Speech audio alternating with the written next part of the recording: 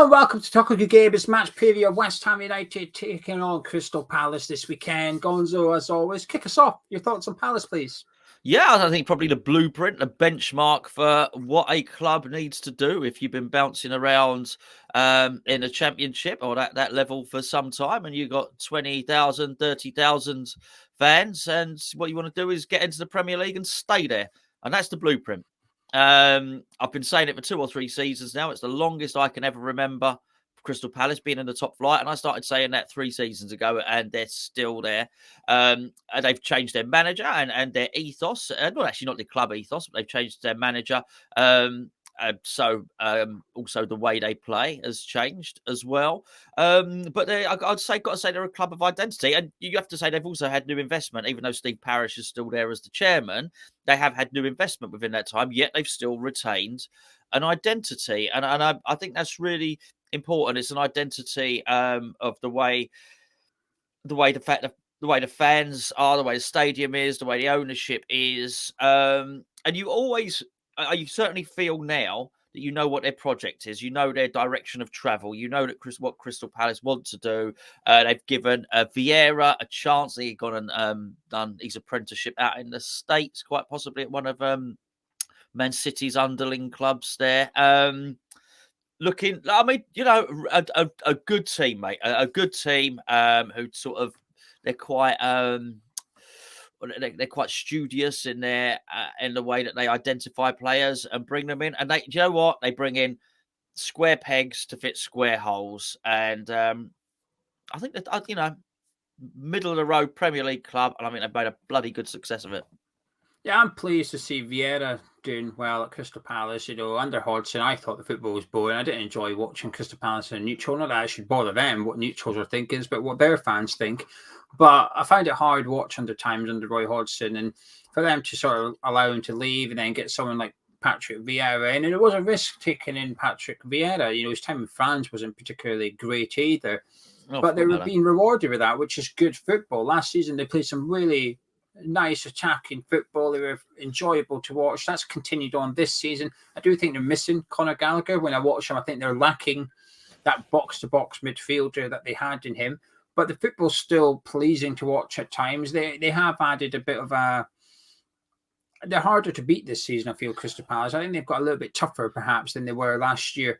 But I like a team that's prepared to change up, and I was getting fed up of this whole British manager thing, which is bring managers in to stay in the Premier League, to stay in the Premier League at all costs. And while it works and while it's financially rewarding and financially necessary as well, that's all it is. I find it frustrating that fans almost can't hope for more than that because of the financial pressures of remaining in the Premier League. And Crystal Palace decided, you know what, we've had enough of this. We're going to bring in Vieira. We're going to bring in young talent. They're invested in the academy as well. Their academy is fantastic too. And they're seeing the rewards for it. And I like to see that new model. I get what you're saying about the blueprint and that, but I do think they changed it a little bit by bringing in Patrick Vieira. I think they changed it. And I like it. I like seeing it rewarded. I like that. So fair play to them. What do you make of Patrick Vieira? Because it's sort of like done well last season, and it feels like after 2 or 3 seasons, that's when you can really judge him a little bit, because either it's going to be going well or perhaps getting a little bit stale. So he's been there for just under a season and a half now. Yeah, well, he needs a goal scorer, and I think when you get one, and I don't think Edouard, whatever his name is the answer. Is that his name? The one at Celtic? Yeah. I don't think he's the answer. They got the big fella, Paqueta. I don't think he's the answer either. I think they've been searching around. I think they thought they'd bought that when they bought Benteke some time ago, but he didn't yield, couldn't quite match his Aston Villa, how prolific he was at Aston Villa, which seems a long time ago now, doesn't it? So I think he's a goal scorer shy of his formation and his strategy clicking. But I mean, that could come from anywhere with Crystal Palace. I mean, you talk about the investment in the academy, and that's good for them. They've done that. That's always been there. And even in sort of recent years, remember John Bostock, who was the next big thing. Wayne Routledge, sorry. Victor Moses, of course, Wilfried Zaha. They've had a lot, Nathaniel Klein. They've had a lot of good players come through that academy. And almost, everyone else sort of got overshadowed by Southampton, who I think from the point where did Wayne Bridge maybe came through at Southampton, but at the point he started coming through, and then there was this big conveyor belt of Southampton players coming through. I think they almost overshadowed everyone. But Crystal Palace quietly went about their business and brought young players through. So it may well be, wouldn't surprise me if they got a little sneaky little forward there to start knocking in goals or something. But I like his style of play.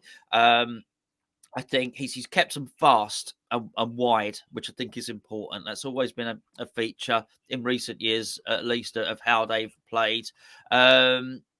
Yeah, I think he's doing a really good job there. I think when he first started, you almost thought, oh, that the sky's the limit for this guy. I think we've seen maybe a little bit of limitation there, but I do think it's limited probably just by spending power. He looks like he's got he's building a really good squad, really good team there. Yeah, there's not a lot. I think he makes players better as well. That's the other thing, and that's a really good attribute to have as a manager, isn't it? Do you mean limit as in Patrick Vieira the manager, or Patrick Vieira as Crystal Palace manager? But yeah. But I'm not suggesting he should go. I think it's still the perfect place for him. I think he could go too soon. If he got a bigger job, it might be a little bit too soon. I think it's no surprise that Eddie Howe served as long as he did. Eddie Howe did 2 stints at Bournemouth. Let's not forget that, and a stint at Burnley. So before, he's now looking and he's able to really, I think carry a bit of authority at that football club. So no, I think he's limited by his spending power at the moment. So I think whatever his ethos is, whatever he's in his dream is, whenever he lays his head on the pillow at night and in his mind he's thinking of what his team might look like and how he would ideally want to play, he's limited by that final vision, by money, basically. And I wouldn't be surprised if a really good striker played a part in that. I wouldn't be surprised if he looks around and maybe even West Ham. He looks at West Ham maybe and sees West Ham spending £35 million on a striker and £50 million on a midfielder, and thinks, oh, if I had that, I could do some real damage. And he would have a good argument for that. I think he's at the right club, yeah. I think all he has to do is look at Steven Gerrard as a manager that was at the right club in Rangers and decided, I'm going to go for it now, and took a step too far way too soon. And now his stock's dramatically decreased. And, Frank Lampard with Chelsea as well. And you'd argue Frank Lampard's now at the right sort of club with Everton. And I think Crystal Palace has got it good with Patrick Vieira. But I think Patrick Vieira's got it good with Crystal Palace too. And I think at the minute, it looked like the perfect match for each other. And while he's done well, his football's good. I like how he talks in press conferences as well. He's always demanding more from his team, and it's always with like an attacking intent as well, which is we didn't attack enough today. The attackers didn't make the right decisions and stuff. And it's not about, we need to keep clean sheets of that. It's about scoring goals. And I like hearing that from managers. It's positive play, I think. And to hear a manager speaking about how they want to do more in terms of scoring and winning games rather than keeping clean sheets and not losing games, there's a big difference, I think. And I think Patrick Vieira sits on the right side of the fence as far as I'm concerned. But he's got big tests coming up because obviously Zaha's in the final year of his contract. So how do you replace a player that's worth, he's their top goal scorer this season, 5 Premier League goals. They're a bit goal shy, Palace. That's the one criticism they've got. But that's what Patrick Vieira's on about Elise and Eze making better decisions in the final third to yield the goals. But, how do you replace Zaha? It'll cost you 50 million probably to bring in a player of that talent and to plug that hole. And you're right, they probably do need a better goal scorer. I'm a big fan of Edouard, though. I do really like him. I think with a consistent run, he will score more and assist more. But the problem is, by the time Edouard's up and running, they've now got a vacancy on the left wing because Zaha's perhaps off skis. What do you make of the Zaha situation? I hope he stays, Gonzo. I do hope he actually signs a contract and remains at Crystal Palace.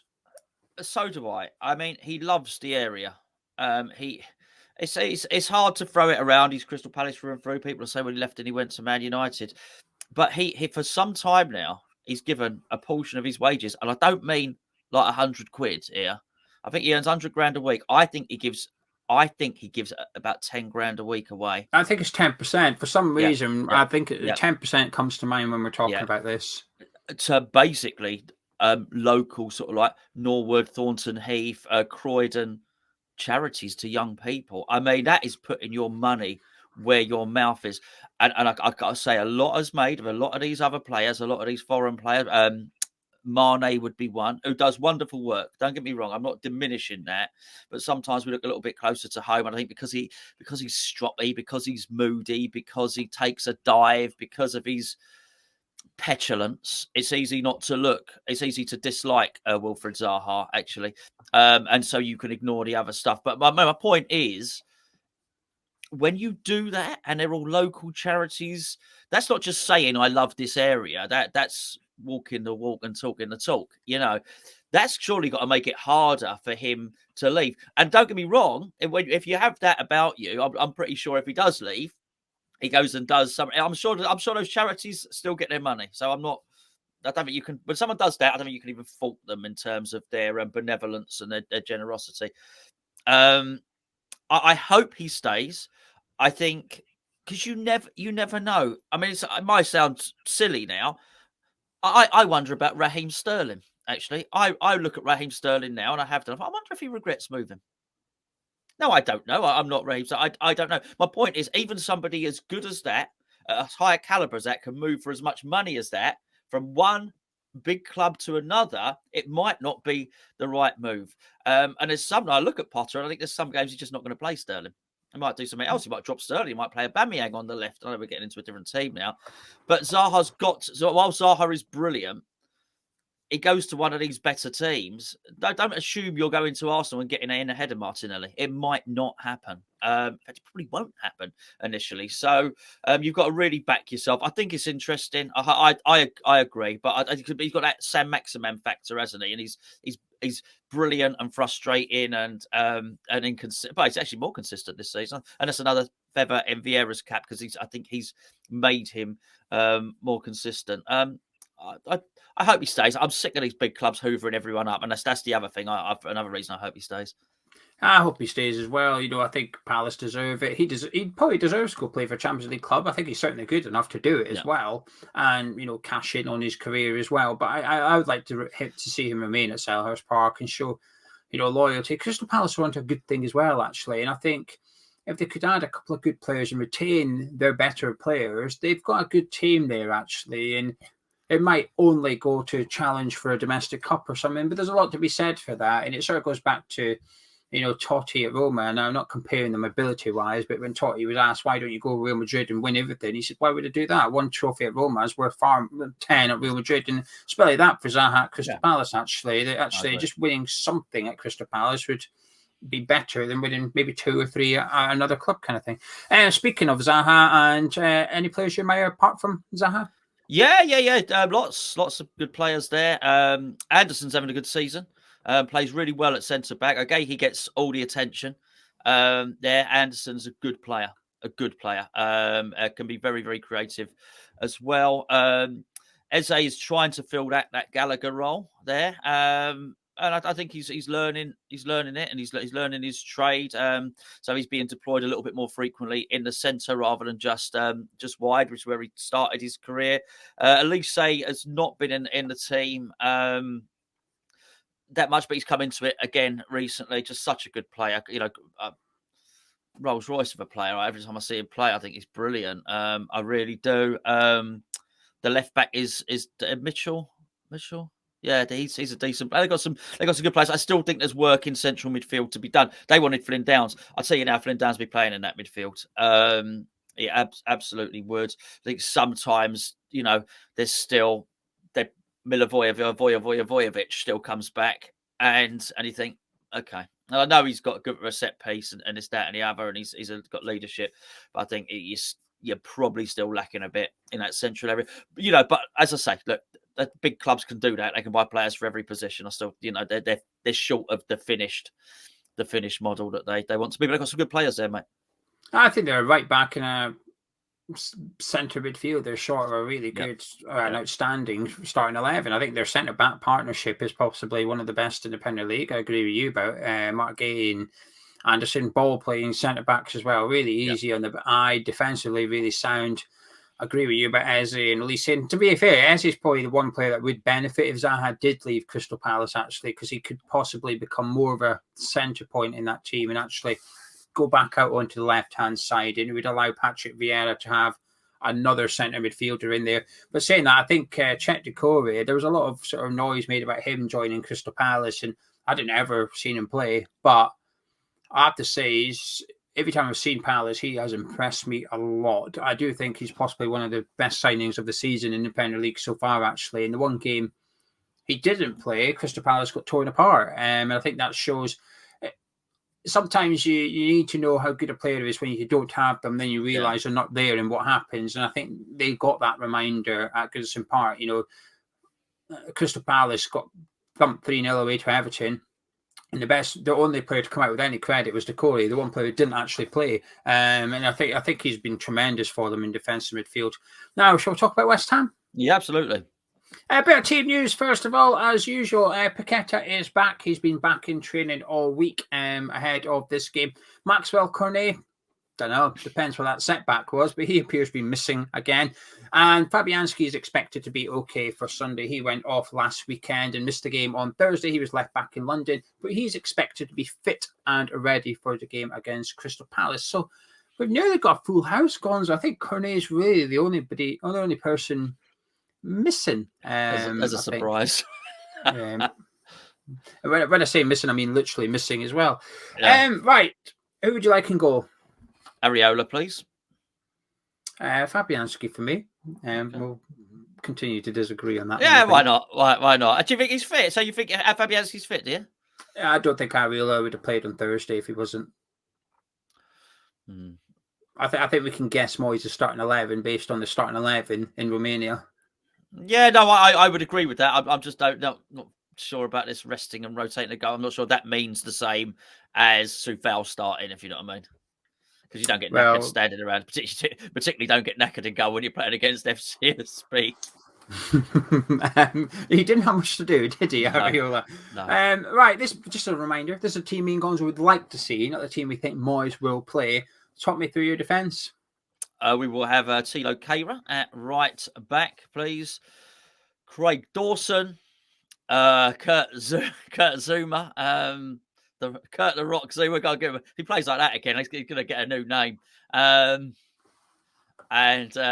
Sorry, something popped out. A fancy dress costume popped into my brain. Then, if you've seen it, you haven't seen it. Aaron Cresswell at left back. I agree on 3 of those. Can you guess which one I disagree with? Yes.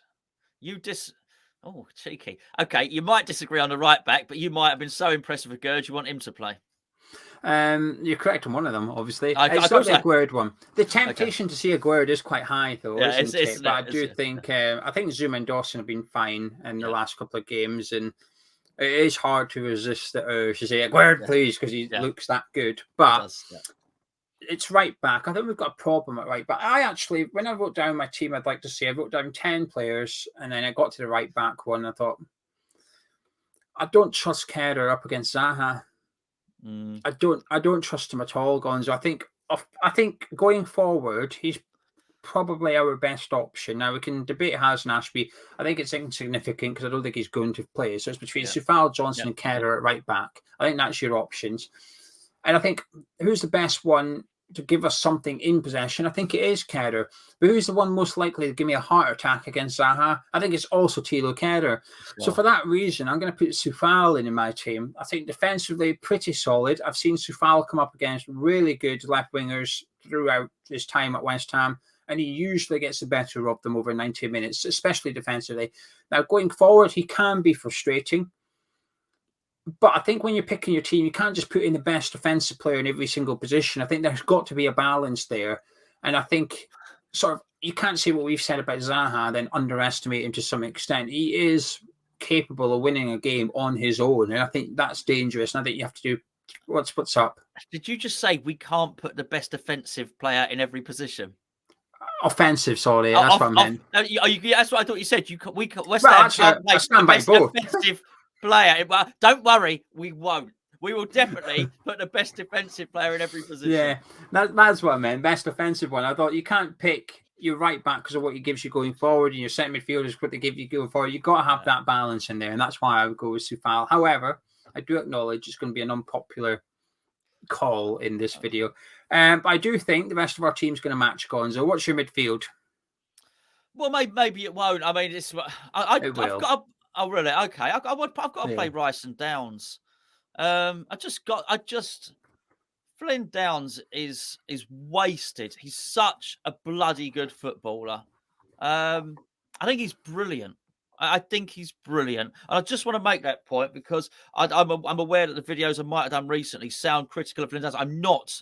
I think he's really good. I just can't stomach him operating in and around the D. I can't. He's amazing in central midfield. Amazing. He offers so much more. His game is so much more expansive than Thomas Souček's. Honestly, I think he's going to be a real player. I even tell you now at whatever, 9, 10, 11 million, whatever it was, bargain. Brilliant player. Going to play loads of Premier League games at a very high standard. Let's get him in next to Declan Rice. Yeah, I completely agree. I mean, technically, jury's still out on him playing centre midfield in Premier League because we've not seen it yet. We've not seen him playing in his natural position. And you can only take those performances in the European games with a pinch of salt to some extent. But what they have to do is allow you the platform to perform to get into the Premier League 11. And again, I guess part of the problem was I thought he looked fantastic in the first half on Thursday night, but in the attacking midfield position. So all it does is justify Moyes playing him where he has played him. But I do think the reason he looked fantastic playing there is because of what almost his defensive attributes, his tracking back, his tackling, his pressing from the front and stuff. That's what looked good. The one time he got gifted a huge goal scoring opportunity, he didn't scuff it. He did what he wanted to do, which was flick it into the far corner. But if that was Scamacca, I'd expect it to hit the back of the net kind of thing. And you saw that he's a defensive midfield. But I agree with you for this one. It's got to be Downes and Rice in there. Talk me through your final four, which is going to match my final four. Bowen, Paqueta, Benrahma, and of course, Mubama up front. And who would you like up front? Scamacca, please. Yeah, I completely agree. It has to be, right? Oh yes, absolutely. And Paqueta coming back is I don't think we've even I don't even think scratched the surface of him, by the way. I don't think we've remotely seen what Paqueta can do. Well, fair enough. He hasn't scored a goal yet. Absolutely. Can you imagine? You're yeah, so we even with him not at full throttle, he's still pretty much vital to what we want to do. So let's get him back.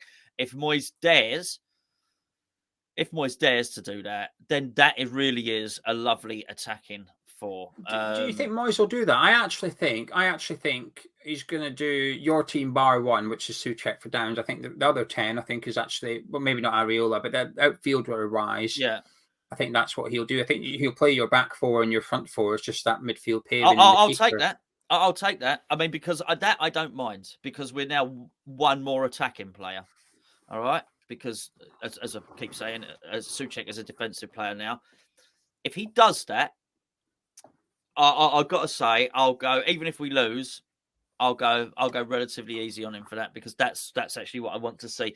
I want to see Benrahma, Paqueta, Bowen, and Scamacca all in the same team. Because don't get me wrong, whilst Bowen can run back and track back, he is an attacking player. You know, I would never say anything else about him. He's going to try and get into the box. He's going to try and score. He's going to go on dribbles. He's going to run in field.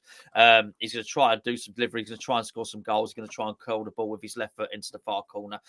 Bowen will attack. And he'll try and get close to Scamacca. So that would excite me.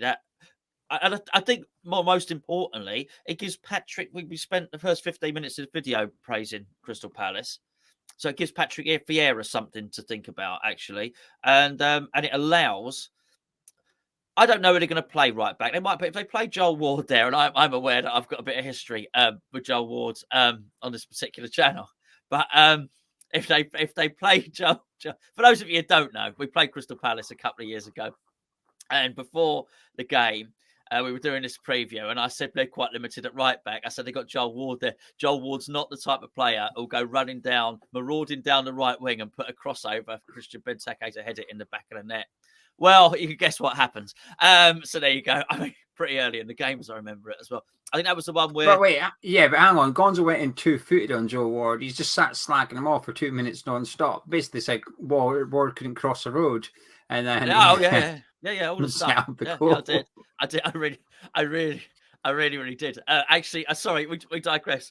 I was once watching Liverpool play Celtic Steve McManaman was playing, and I sat with my mate, and he hadn't been going for it. I said, this kid does me head in, right? It's McManaman. Honestly, he's just a ball hogger. He's so greedy. He never passes the ball. He's got no end product.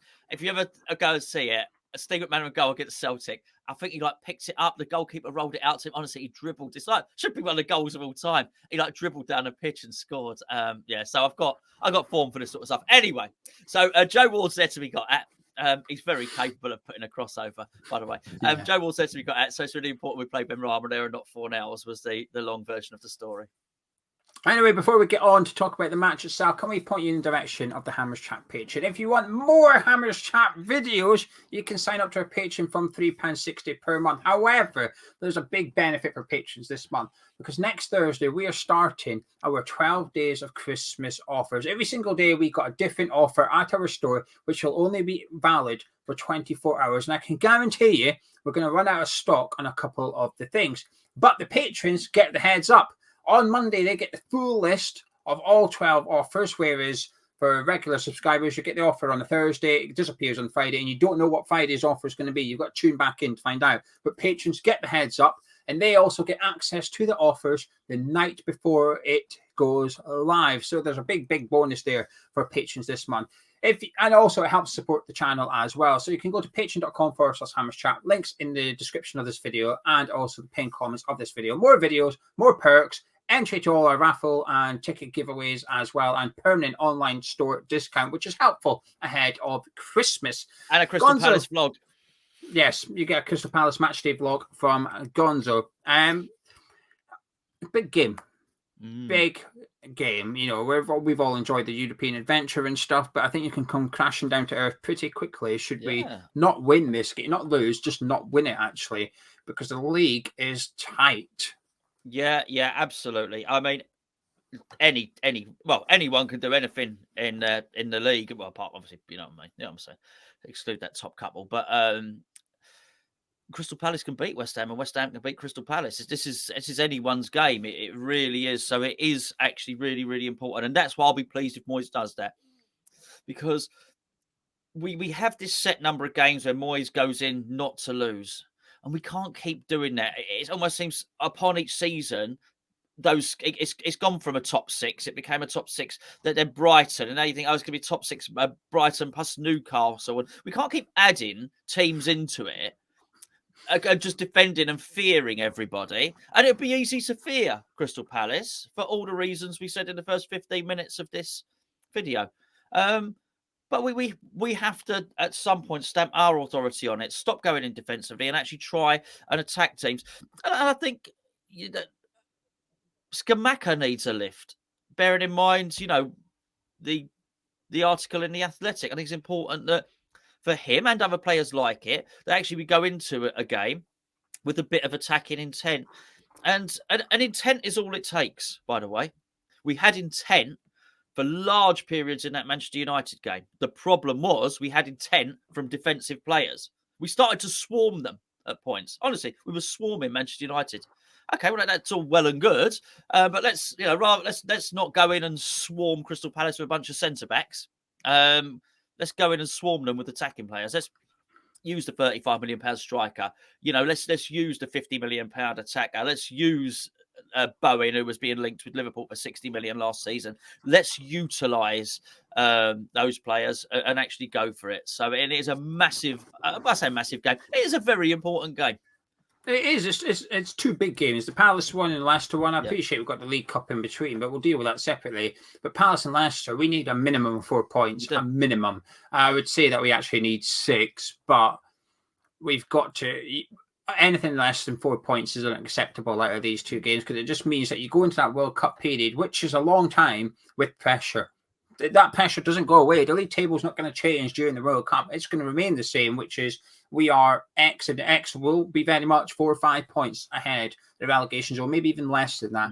And it leaves you feeling a little bit nervous, actually, despite how well done in European football. And depending on sort of the bread and butter, if you like, we need to get something from this game.